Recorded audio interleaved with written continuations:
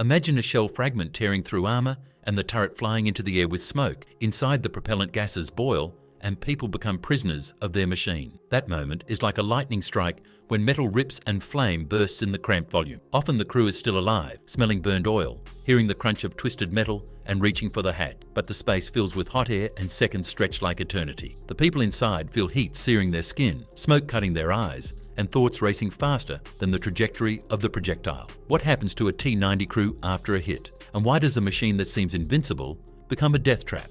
The answer lies in a combination of design choices and human stories that rarely appear in parade speeches. The T-90 is a descendant of the T-72 family, built on compromises between protection, firepower, and compactness. And that compromise has a cost. To keep the silhouette low and reduce the crew to 3, engineers added an autoloader that stores 22 rounds in a carousel under the turret, ready to feed the breech in a second. The rest of the ammunition sits around the hull, in racks along the sides and under the floor. And in total, the tank carries about 40 shells inside the sealed volume next to the people. All that energy lies in one space.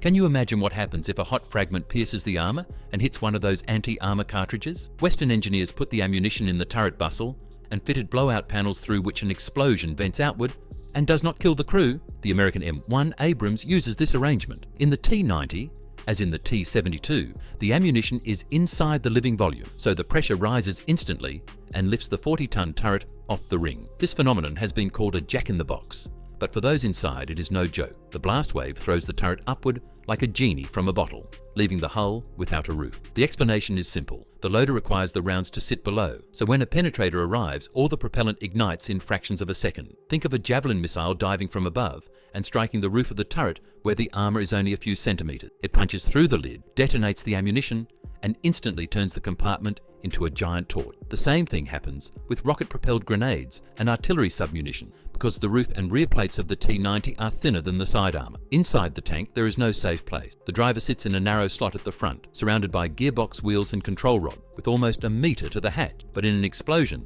there is no time for even one step. The commander and gunner sit under the turret, almost back to back, surrounded by the loader carousel and a thin ring of the turret race that becomes a ring of flying metal. Questions about why designers took such a risk seem natural, yet in the Soviet school, it was more important to lower the silhouette and let the tank hide in a fold of ground than to separate ammunition. The autoloader also freed a position, which meant the hull could be lower and lighter. Did that not sound reasonable for war on the plains? On exercises, the design worked flawlessly. The carousel presented the round to the breech, the hydraulics moved the tray gracefully, and firing seemed like a dance.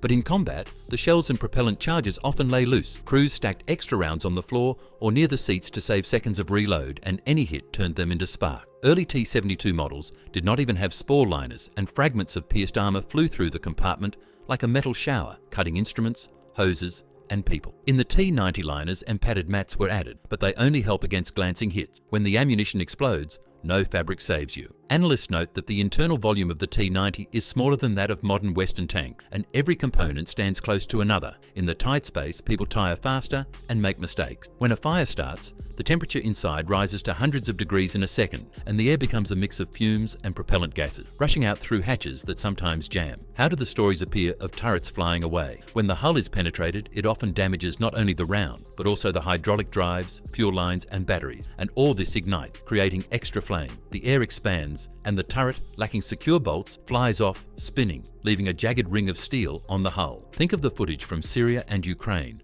where giant turrets fall to the road and a hull lies nearby. This is not editing, but the result of an internal detonation ripping the hull apart. And if you look closer, you will see that on the back of the T-90's turret, there are no blowout panels like on Western machines, and the explosion exits in one direction, through the roof. Recently upgraded T-90M models have moved part of the ammunition to the rear of the turret and installed blowout panel. This channels the energy of an explosion upward, saving the crew and electronic. But there are few such machines, and older versions with the carousel still fight at the front, and they fall victim to any serious threat. The contrast with the American Abrams is striking. There, the main ammunition sits in an armored compartment separated from people by a heavy door, and there are two panels on top that open outward and vent the blast. Even if the armor is pierced, fire does not enter the crew space, and they have a chance to live. Is that not a simple and wise idea? In Soviet and Russian tank design, there is no place for such a bustle. The autoloader requires the rounds to rotate with the turret and be fed from inside, so making a rear bustle and installing a panel proved impossible. In addition, the combat weight of the tank had to stay within limits so bridges could support it, and transport would not become a nightmare. Another reason is the profile. A low silhouette allows the tank to survive by hiding behind a hill and showing only the turret, but that required shrinking everything: the engine, transmission, crew stations, and of course the ammunition feed. Paradoxically, the feature that was meant to save the machine from hits increased the risk for the crew when it was penetrated. Watching crews decorate their tanks with stencils and amulets, you understand they know the danger. They cover the ammunition racks with extra boxes of sand, wrap them with reactive armor modules, trying to gain precious seconds. But against modern anti-tank weapons, this is not enough. The missile strikes from above, and flame bursts inside. Why does the command continue to use these machines if the jack-in-the-box effect is known? The answer lies in their large numbers and low cost, compared with Western equivalents. The T-90 and its predecessors were built by the tens of thousands, and replacing them quickly is impossible. Many commanders also have no access to more protected vehicles. For the Army, offensive capabilities are also important. The autoloader allows faster firing than a human, and the first shot sometimes decides a duel, while the low profile helps concealment.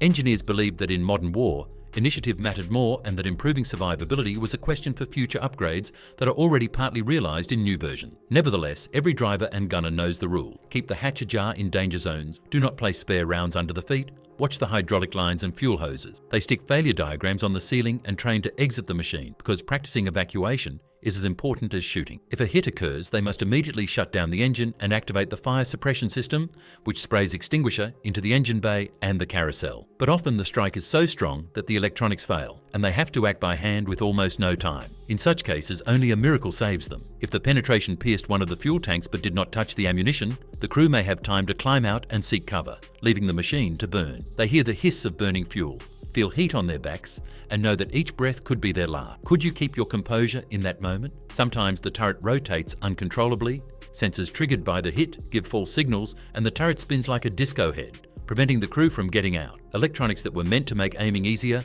suddenly becomes a lethal trap, and people start pounding buttons trying to stop the rotation. Mechanics from training centers tell such stories. They have seen soldiers have to cut through the ring of a sliced turret to reach the wounded. They recall laboratory tests where scientists fired shells to blow off the roof of the machine to understand how to reduce pressure. But hopes for a quick solution were slim. Modern conflicts use not only armor-piercing rounds, but also shaped charges and thermobaric warheads, and all of these affect the T-90 differently. Explosions create a shockwave that runs through internal cavities, ripping cables and pipes. The human body does not handle this well because pressure can displace organs and temperature scalds skin and lung. Perhaps one day, all tanks will have modular turrets where ammunition is separated by armor walls, and the crew sits in an armored capsule, as in the latest Western concept. For now, in Russian tanks, the main ammunition lies nearby, and we return to the question of what happens to a T-90 crew after a hit. Events develop so quickly that there is little chance. The final thought is simple. A tank is a machine built for battle, but inside it are people,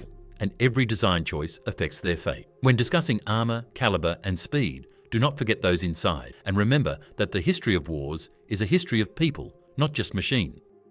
This video is purely educational and documentary in nature. It does not contain ideology or propaganda.